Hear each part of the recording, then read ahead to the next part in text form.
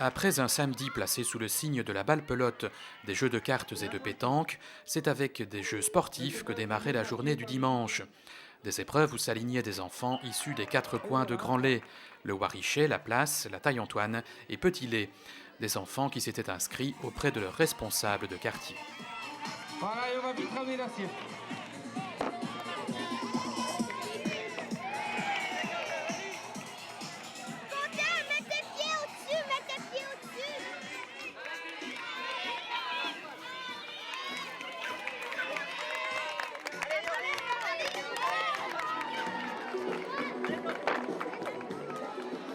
Allez, rentrez.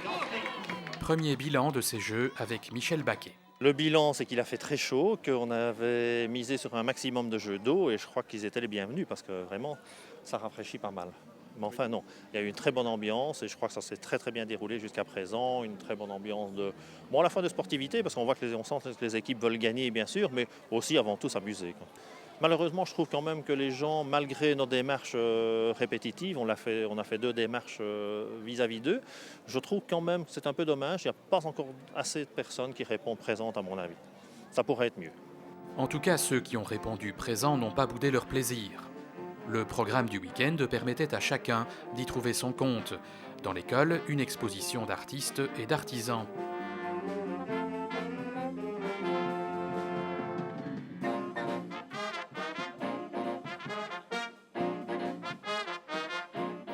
Dans la maison communale, une autre exposition sur le projet de sauvetage du bâtiment.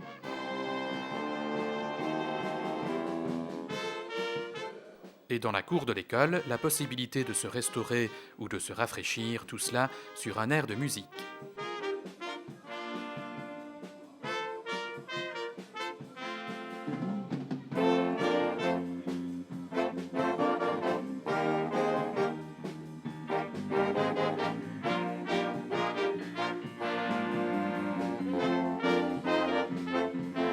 Notre message était de dire venez vous retrouver, anciens et nouveaux habitants. Je pense que de ce point de vue, l'objectif est assez rencontré. Est-ce que le Grand-Laysien sort facilement de chez lui ? On dit qu'il ne sort pas facilement de chez lui, mais je crois qu'on essaye de prouver le contraire. Et aujourd'hui, on voit quand même qu'à la faveur du beau temps aussi, ils sont là. On espère qu'ils seront encore plus là ce soir. Mais il faut savoir aussi que c'était une première, c'était une relance d'une fête locale qui n'avait plus eu lieu depuis plusieurs années. Donc ce n'est pas facile dès la première d'aboutir à un objectif complet. Mais je pense qu'il faut voir ça dans le temps et dans la dynamique. Rendez-vous l'année prochaine ? Certainement, oui. Toute la journée du dimanche, une fanfare perpétuait la tradition des floucheteux, ces braves garçons qui font du porte-à-porte pour recueillir un peu d'argent en échange de quelques notes. Les explications de Franz Charles. La petite flouche, elle est libre, hein, donc ça veut dire que s'il y a des personnes qui donnent 5 francs, d'autres qui en donnent 1000 peut-être, hein, donc ça veut dire que pour un comité des fêtes, c'est toujours une petite rentrée supplémentaire et nous avons essayé de garder ça pendant plusieurs années, même si à certains moments un comité des fêtes a été dissous.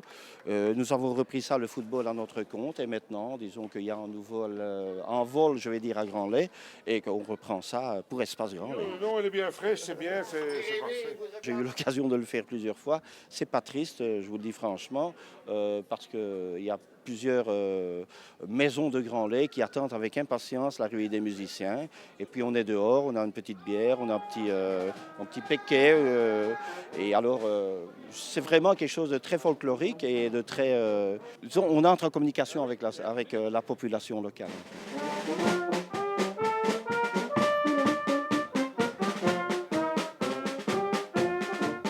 Maintenant, disons qu'avec l'âge, j'ai peut-être cédé un petit peu le relais, mais c'est toujours aussi parfait, Franz, il n'y a rien à dire, je pense même que c'est assez exceptionnel.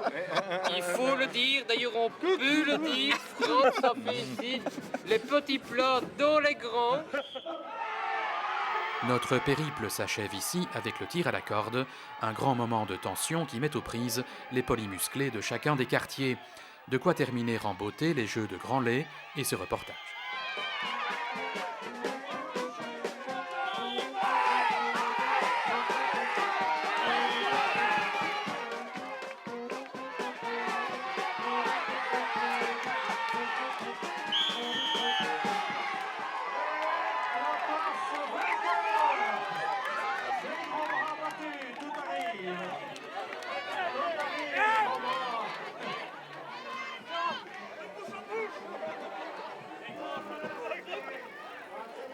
communauté grandlésienne a vécu au rythme de sa fête locale, un rendez-vous qui depuis l'année passée a pris une nouvelle dimension sous l'égide de l'association Espace Grand-Lay.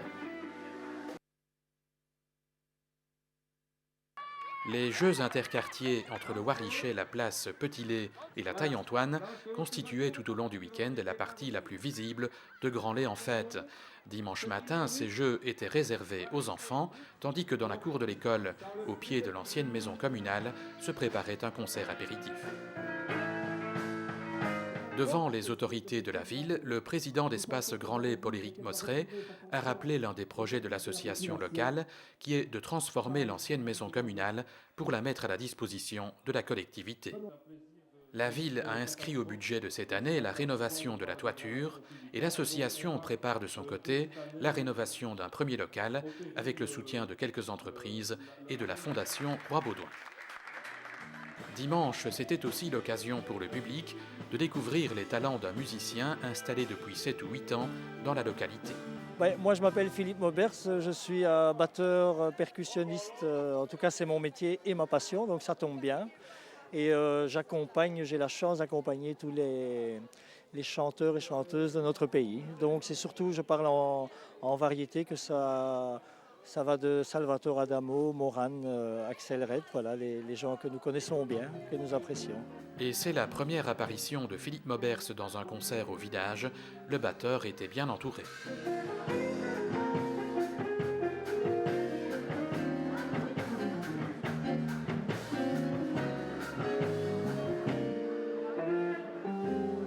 C'est un groupe improvisé. C'est un groupe improvisé de gens qui se connaissent très bien. Donc on joue ensemble depuis, pour la plupart, plus de 15 ans.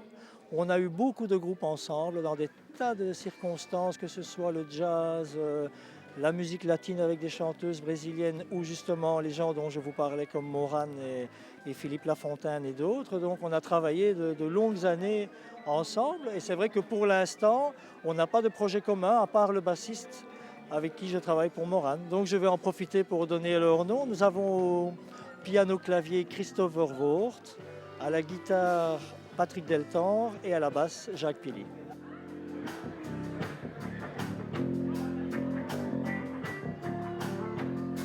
Quel est votre répertoire ? Ici, on s'est concocté un petit répertoire très éclectique. Donc l'idée, c'est de partir vers la musique latine un peu jazzy et bifurquer vers des choses peut-être plus rythmées, plus actuelles. Mais c'est en tout cas un répertoire instrumental pour l'instant. On a dans l'idée de faire évoluer la chose parce que le pianiste est un excellent chanteur, donc il m'a déjà glissé dans l'oreille que très prochainement on allait passer à l'étage supérieur et qu'il allait probablement chanter aussi. Ça c'est pour les mois à venir. Voilà.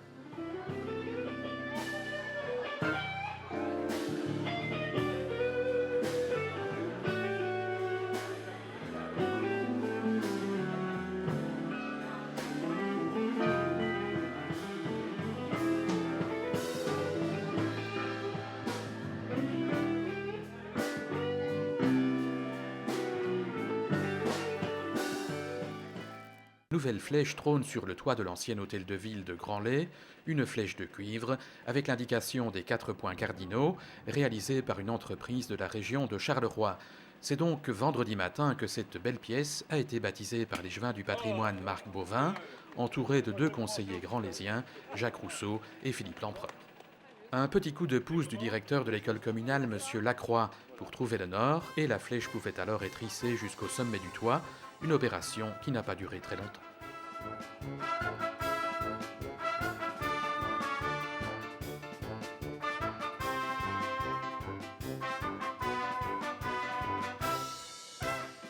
Ce petit événement marque en fait la fin des travaux de réparation de la toiture et des ingrilles de l'ancien hôtel de ville, un chantier indispensable pour stopper la dégradation intérieure du bâtiment. Il en aura coûté 37 000 € à la commune, soit près d'1,5 million de francs. Signalons au passage que les travaux de rénovation d'un local situé au rez-de-chaussée viennent de démarrer à l'initiative de l'association Espace Grand-Lay. Ce local est appelé à devenir une salle de réunion pour une 50aine de personnes. Les travaux sont financés par la Fondation Roi-Baudouin, les habitants de Grand-Lay et des entreprises de la localité. L'équivalent de 700 000 francs a pu être obtenu par l'association grand-laysienne. Week-end, l'occasion de recréer un esprit de village, mais aussi de sauver un bâtiment, le bâtiment communal.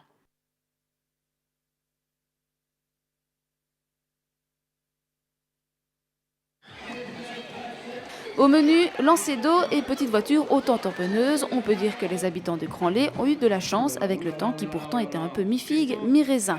Malgré tout, les fêtes interquartiers de Cranlé se sont déroulées dans la bonne humeur, des fêtes qui existent depuis 3 ans et qui, comme partout ailleurs, ont pour but de réunir les anciens et nouveaux habitants et de favoriser les rencontres entre générations. Je ne pense pas que ce soit spécifique à cette région. Je crois que la vie, de manière générale, est devenue de plus en plus contraignante et que les gens courent de plus en plus partout. Et donc que la vie, de manière générale, que la convivialité entre les habitants de villages ou de quartiers a eu tendance à s'étioler. Ça, je pense que c'est le fait de pas mal de villages et d'agglomérations. Donc ce n'est pas spécifique à Cranlé, mais à Cranlé, on s'est rendu compte que, par exemple, cette fête n'existait plus depuis 10 ans. Et par exemple, une série d'associations avait disparu également, que des lieux d'activité et de réjouissance s'étaient fermés. C'est le cas en fait de l'espace qui est ici derrière nous, évidemment il y a déjà de nombreuses années ou d'autres. Et donc de manière générale il y a un besoin effectivement, au-delà de la volonté de chacun, nous pensons qu'il y a un besoin de développer des projets pour favoriser la rencontre entre les habitants et recréer des activités communes et de convivialité entre les habitants d'un quartier ou d'un village. Ici, en plus d'organiser une fête et de recréer un esprit de village, les membres d'Espace Cranlé veulent sauver un bâtiment communal. Le bâtiment date de 1866 et peu à peu il a perdu toutes ses fonctions. À Cranlé, ils sont nombreux à être persuadés qu'il pourrait encore servir et ils s'attellent à le prouver. Ce que nous avons fait, c'est que nous avons d'abord réuni toutes les associations et nous leur avons demandé quels étaient leurs besoins en matière de lieux de rencontre et d'activités. Nous avons dressé un cadastre qui a identifié un très grand nombre de besoins. Nous avons aussi consulté l'école communale qui avait des besoins d'espaces de type parascolaire. Et tout cela fait que nous pensons que la maison communale peut être réaffectée en ce qu'on peut appeler une maison de village qui pourrait être à la fois destinée à des activités pour les associations, des activités de complément pour l'école et puis des activités pour les habitants qui souhaitent se lancer dans des projets. Donc nous avons à la fois identifié les besoins et puis nous avons fait un projet concret. Mais bien sûr, tout n'était pas sérieux. Le clou du week-end, le clou des fêtes, c'était la course de garçons de café. Donc les participants, ce sont, comme pour l'ensemble des jeux interquartiers, des représentants de chacun des 4 quartiers de Cranlé. Il va y avoir en réalité 8 boucles autour donc de l'ensemble place-église. Et les participants vont faire 5 étapes qui sont d'une part le lieu de la fête, donc l'ancienne maison communale. Ensuite, ils vont s'arrêter ici à la salle Rouer. Ils vont ensuite continuer le tour et s'arrêter à l'ancienne salle guitare, en face, en fait, que remplace maintenant la pharmacie. Ils vont continuer le tour, ils vont s'arrêter au café de la Petite Place, chez Adèle, et puis enfin ils vont continuer encore le tour, s'arrêter au café Les Sportifs, là sur la place, et enfin passer le relais au suivant, à nouveau sur la place devant la maison communale. En réalité, chaque année on essaye d'un peu d'innover, et donc cette année-ci on a pensé qu'il serait intéressant de remettre en valeur les anciens lieux de fête et les bistrots qui existaient autour de la place. Et donc nous avons organisé une course de garçons de café qui va avoir pour étape les cafés qui existent aujourd'hui et les cafés qui existaient hier, comme ce café que nous avons derrière nous, qui est en fait une salle qui a en fait servi de lieu de fête et le lieu de spectacle lorsque l'ancienne maison communale n'a plus été destinée à cette activité-là. Il y a ce bistrot-ci, il y en a une autre qui est la salle guitare, qui était aussi une salle de fête et de danse jusque dans les années, je pense, 50. Et donc ces anciens lieux sont reconstitués à travers des petits endroits que l'on voit ici derrière nous et qui ont été, comment dirais-je, qui ont été aménagés et décorés à l'enseigne de ce qui existait à l'époque. Donc il y a des anciennes photos, des anciennes affiches, voilà. Une petite remontée dans le temps qui a permis de rafraîchir les mémoires et qui a été agrémentée de petites épreuves un peu physiques pour le plus grand bonheur de tous. Alors, tout le monde est là? On n'a perdu personne? Rendez-vous fixé les 12 et 13 mai par l'association Espace Cranlé, le centre culturel de Gembloux et d'anciens joueurs. Un week-end festif, sportif, didactique et historique. Le programme débutait le samedi après-midi avec les premières luttes sur la place du village, tandis que l'école communale accueillait plusieurs expositions sur le thème de la balle-pelote. Ainsi, le service de la culture de la province de Namur proposait des photographies de Philippe Berger et Daniel Fous sous le titre « Autour du jeu de balle », tandis qu'Espace Cranlé s'attachait à faire revivre l'histoire de la balle-pelote au village grâce à de nombreux documents relatifs à la nouvelle Jeune Paume, un club apparu en 1947 et qui connaîtra ses heures de gloire avant de disparaître en 1990.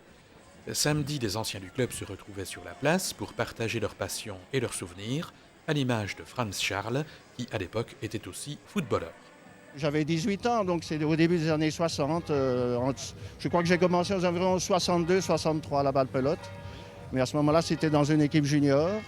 On se retrouvait avec tout jeune de Grand-Lay. Il y avait une équipe de division 3 nationale, mais c'était une autre dimension. Et nous, on a commencé avec tout copain, je crois qu'il était de 62-63 à peu près. C'est là que j'ai commencé à boire mes premiers verres de bière, parce que après les luttes, c'était les 5 gueuses, si on livrait une courte, etc. C'était la tradition à ce moment-là. Et on ne savait pas faire autrement que de prendre son petit verre après la lutte, enfin. Autre ancienne figure du club, Vincent Jaume, celui-ci joue toujours en promotion à Neuville-sur-Mehaigne. C'est à l'âge de 7 ans qu'il a commencé sa carrière à Grand-Lay. C'était ici à l'école de Grand-Lay qu'on a demandé à tous les jeunes pour voir si ça intéressait de jouer à la pelote. Et ça a pris comme ça. Comment dire, la sauce a pris, quoi. Quels sont les souvenirs marquants qui vous restent de cette époque ? Les souvenirs marquants, c'est que nous avons quand même été une fois en finale du championnat de Belgique, à Halle. Alors ça, on a été battu en finale, c'était je crois en 1968 ou 69. C'est mon meilleur souvenir, en tout cas, à mon niveau. Enfin, bien entendu, moi je me suis arrêté à ce niveau-là, au niveau de la 3 régionale. Il y avait beaucoup de monde à l'époque ? Plus que maintenant, vous voyez ce qu'il y a. Mais enfin, ça dégraissait régulièrement. Disons que c'était surtout le Grand Prix de la S-Bay qui amenait énormément de monde.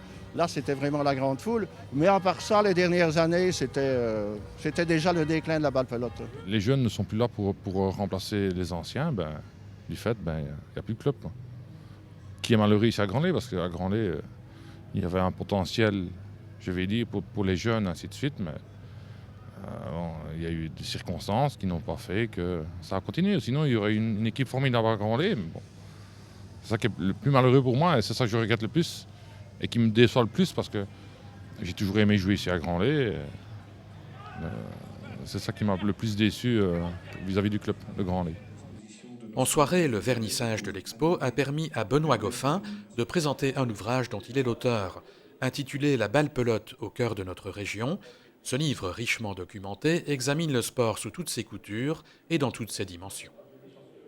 Mon grand-père était joueur dans l'entre-deux-guerres à Gastuche, près de Wavre, et il m'a emmené, j'avais 14-15 ans, sur un ballodrome, donc c'était la première fois. Et là, j'ai vraiment eu un coup de cœur pour ce sport très spécial, très particulier, avec une langue que je ne connaissais pas, le wallon, avec une proximité joueur-spectateur. Ça m'a vraiment attiré. Et quand je suis arrivé à l'université pour faire une licence en histoire, j'ai consacré mon mémoire à ce sujet. Alors ici, nous avons en fait des documents d'époques différentes. Voilà des documents assez originaux, des documents inédits, avec cette place d'Evroy en 1846, avec une lutte de balle au tamis. La même place 160 ans plus tard, avec toujours la même vocation, le jeu de balle. Ça, c'était un document assez exceptionnel. Et on voit un petit peu cette intégration sur la place publique, justement. C'est